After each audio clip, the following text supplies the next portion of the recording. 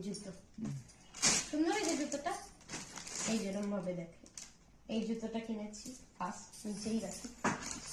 তারপর এই জিনিসটা,